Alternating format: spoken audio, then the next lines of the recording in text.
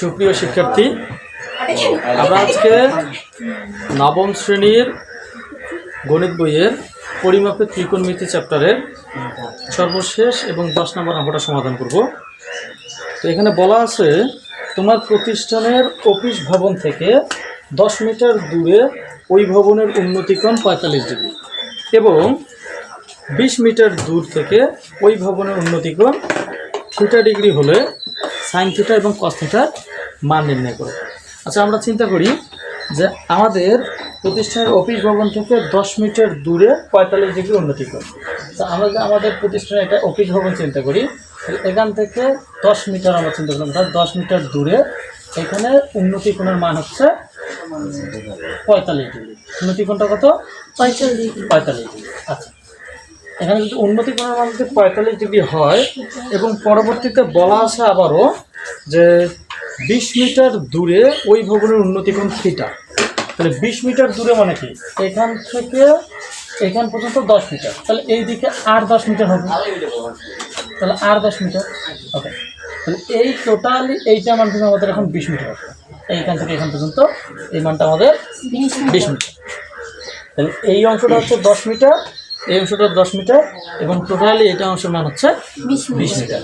তাহলে এইখানে উন্নতিকোণের যে মানের কথা বলা হয়েছে সেটা বলা হয়েছে থিটা। উন্নতিকোণের মান কত? থিটা। এখন আমাদেরকে কি নির্ণয় করতে বলছে? এখন আমাদেরকে সাইন থিটা এবং কস থিটার মান নির্ণয় করতে বলছে। তাহলে কি নির্ণয় করবো আমরা? Sine theta is equal what এবং cos theta is equal what. আমরা যদি এটা ত্রিভুজ এ বলি, এটাকে যদি বি বলি, এটা যদি সি বলি, এটা যদি ডি বলি। এখন সাইন থিটা মানে কি? সাইন থিটা মানে হচ্ছে লম্ব বাই অতিভুজ। তাহলে সাইন থিটা মানে কি? লম্ব বাই অতিভুজ। তার মানে আমরা লক্ষ্য করতেছি, আমরা যদি সাইন থিটার মান নির্ণয় করতে চাই তাহলে এই লম্বের মান এবং এই অতিভুজের মান, যেহেতু আমরা থিটা এখন হিসাব করব, তার মানে এটা পুরো ত্রিভুজ এ বি ডি নিয়ে আমাদেরকে কাজ করতে হবে। এখানে আমাদের লম্বের মান এ বির মান আমাদেরকে হিসাব করতে হবে এবং আমাদেরকে এডির মানটা হিসাব করতে হবে। লম্ব এবং অতিভুজ যদি পাই তাহলে এই থিটা কোণের জন্য আমরা সাইন থিটার মানকে পাবো। এবং কস থিটা মানে কি? কস থিটা মানে হচ্ছে ভূমি বাই অতিভুজ। আচ্ছা, তাহলে এখন তুমি খেয়াল করো, আমার কাছে কিন্তু বিটি ভূমির মান আছে 20 মিটার, আছে কি নাই? আছে, 20 মিটার কিন্তু ভূমির মান আছে। তো আমার অতিভুজের মান যদি আমি সাইন থিটার উদ্দেশ্যে কাজ করি, একবার যদি আমি এডি অতিভুজের মানকে বের করে নেই, তাহলে আমরা কিন্তু এটা পরবর্তীতে এখানে কস থিটায় অতিভুজের ওই মানকে ব্যবহার করে অঙ্কটা করতে পারবো। তাহলে এই ক্ষেত্রে আমাদের সর্বপ্রথম যে কাজটা হচ্ছে সেটা এই 45 ডিগ্রি কোণকে ব্যবহার করে, এই 45 ডিগ্রি উন্নতি কোণকে ব্যবহার করে এবির মানটাকে নির্ণয় করা। তাহলে 45 ডিগ্রি উন্নতি কোণকে ব্যবহার করে আমরা যদি এবির মানকে নির্ণয় করি তাহলে আমাদের এবি আমরা পাবো। পরবর্তী সময়ে আমরা এটাকে সমকোণী ত্রিভুজ কল্পনা করব, তাহলে আমার তখন লম্বের মান থাকবে, আমার কাছে ভূমির মান থাকবে, আমি তখন অতিভুজের মানকে বের করতে পারবো। কথা ক্লিয়ার? আচ্ছা, যদি ক্লিয়ার হয় তাহলে আমরা কিভাবে এটার কাজ করতে পারি? কারণ আমরা প্রথমে অঙ্ক নাম্বার 10 আমরা কিভাবে সমাধান করব, যে ত্রিভুজ A B C A BC, তাহলে ভূমি এটা, তাই না? ভূমি বিসি ইকুয়াল কত? 10 মিটার। আচ্ছা, আর লম্ব সমান কত? এবি। ওকে, এবং এখানে যে উন্নতি কোণের মান দেওয়া আছে সেটা হচ্ছে কোণ এ সি বি ইকুয়াল হচ্ছে 45 ডিগ্রি। ঠিক আছে?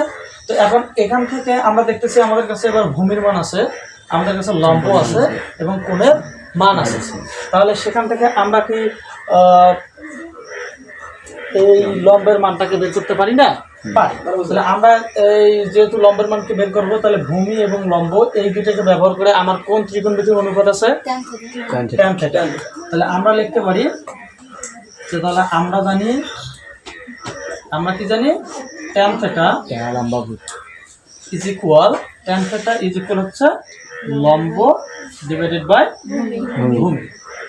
আচ্ছা, তাহলে এখানে আমার একটা, তাহলে বা ট্যান থিটা সমান লম্বের মান কত এবি এবং ভূমির মান কত বিসি না?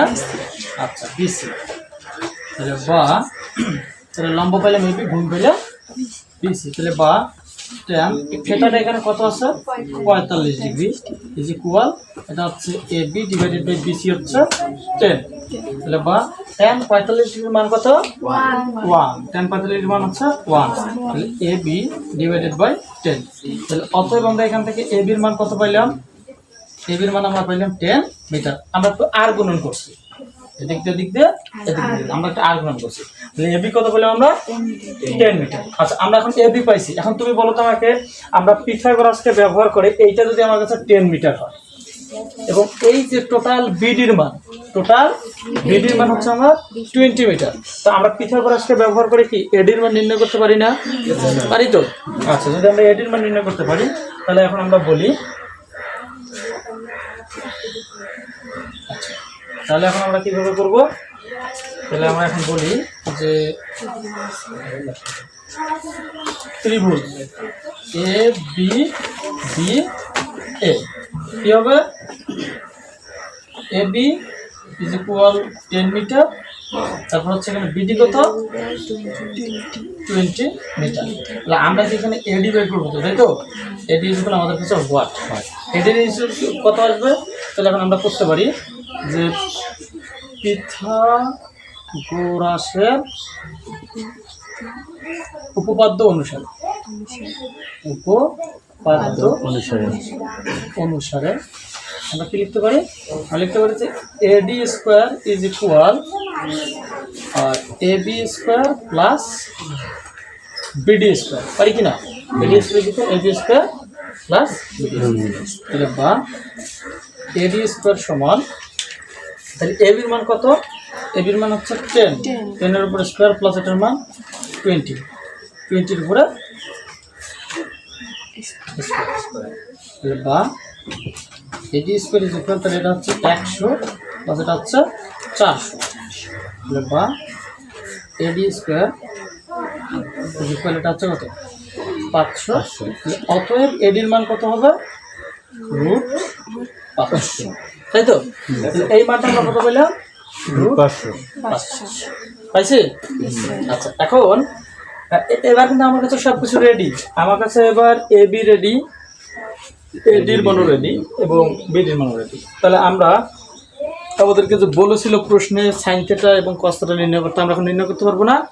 এই যে থিটা কোণকে ব্যবহার করলে এই যে তোমার বিডি হবে ভূমি, তোমার এসি হবে অতিভুজ, এডি হবে অতিভুজ এবং তোমার এবি হবে লম্ব। আচ্ছা তাহলে আমরা যদি এখন করি, তাহলে যদি এখন আমরা মান নির্ণয় করতে যাই, তাহলে আমরা যদি বলি যে সাইন থিটা ইজ ইকুয়াল, কি লিখতে পারবো আমরা, আচ্ছা লম্ব বাই অতিভুজ, লম্বের মান কত 10 মিটার, এবি ডিভাইডেড বাই অতিভুজ কত এডি, তাই তো। হ্যাঁ তাহলে এটা হিসাব করলে কত আসবে দেখো তো, আর তোমার এবি হচ্ছে 10 আর এডি হচ্ছে √500 যদি হয়, তাহলে ক্যালকুলেশন করলে আমার একটা মান আসবে, দেখি ক্যালকুলেটর একটু,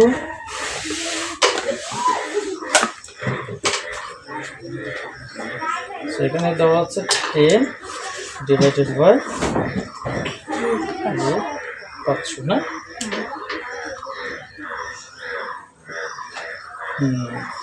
সাইন থিটার মান বের করতে হবে না। আচ্ছা ঠিক আছে, 10 ডিভাইডেড বাই 0.447 0.447। আচ্ছা তো তাহলে এটা কিসের মান হলো, সাইন থিটার মান। আমাদেরকে এইখানে কিন্তু তারা এটাও বলতে পারতো যে থিটার মানটা কত, তারা যদি জানতে চাইতো, প্রশ্নে জানতে চায়নি যে এখানে এই থিটার মানটা কত হবে, যদি তারা জানতে চাইতো যে থিটার মান কত হবে, তখন আমরা এই মানটাকে শুধুমাত্র একটা ক্যালকুলেশন করে দিতাম, এটা হচ্ছে যে তখন আমার কি আসতো, সাইন থিটা ইকুয়াল হচ্ছে 0.447, তখন আমরা বলতাম যে অতএব থিটা ইকুয়াল হচ্ছে সাইন ইনভার্স 0.447, তখন আমরা একটা ডেটা পাইতাম। আমরা যদি এটা যদি করে দেই, যদিও বা নাই, আগের সৃজনশীল প্রশ্ন কাঠামো থাকলে ওরকম প্রশ্ন করে দিতে পারে, হ্যাঁ, তো এখানে আমরা করতে পারি সাইন ইনভার্স। এই যে তোমরা এখানে শিফট চাপ দিবা, সাইন চাপ দিবা, তাহলে সাইন ইনভার্স উঠবে এবং লিখবো ওখানে 0.447। হ্যাঁ, তাহলে যে মান আসবে হচ্ছে 26.55 ডিগ্রি। কত আসতো? 26.55 ডিগ্রি। তাহলে এই থিটা কোণের মানটা আসতো 26.55 ডিগ্রি। আচ্ছা, আবার আমাদেরকে আরেকটা নির্ণয় করতে হবে না, সেটা কি? cos theta. তাহলে cos থিটা ইজ ইকুয়াল হচ্ছে ভূমিকে এখানে বিডি ডিভাইডেড বাই এডি। আচ্ছা, এডি, তাহলে ভূমি বিডি কত? 20 ডিভাইডেড বাই এডি কত? √500। তাহলে এটা একটা মান পাবো আমরা। তাহলে এটা যদি আমরা একটা মান পাই, তাহলে সে মানটা কত আসবে আমাদের? আচ্ছা, যদি দেখি আমরা 20 ডিভাইডেড বাই √500 না? আচ্ছা, তাহলে মান হচ্ছে 0.894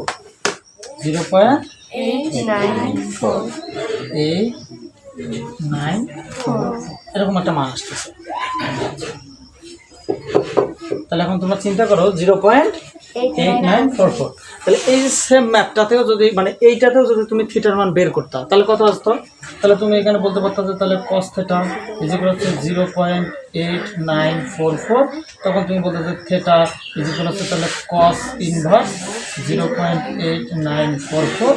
তাহলে ইজ ইকুয়াল তোমার এখানে মানটা কত আসতো? এই যে তুমি শিফট চাপ দিয়ে তুমি যখন cos চাপ দিবা তখন cos ইনভার্স উঠবে। তো আমার কাছে অ্যান্সারটা যেহেতু তোলাই আছে, তো আমি একদমই অ্যান্সার দিয়ে দিলাম। তাহলে এটাও একই আসতেছে 26.55। কত আসতেছে? 26.55 এত ডিগ্রি। কথা কি বুঝছো আমার? তোমার যদি ডেটার হিসাব নিকাশ ঠিক থাকে তাহলে দেখো তুমি সাইন থিটা ব্যবহার করেও কোণের মান যত পাইছো, তুমি cos থিটা ব্যবহার করেও কোণের মান তত পাইছো। তাহলে অল ওভার বিবেচনা করলে তুমি এটা দেখেও এক প্রকার শিওর হতে পারছো তোমার ম্যাথটা ভুল হয়নি। ঠিক আছে, বুঝতে পারছো? ওকে, ধন্যবাদ।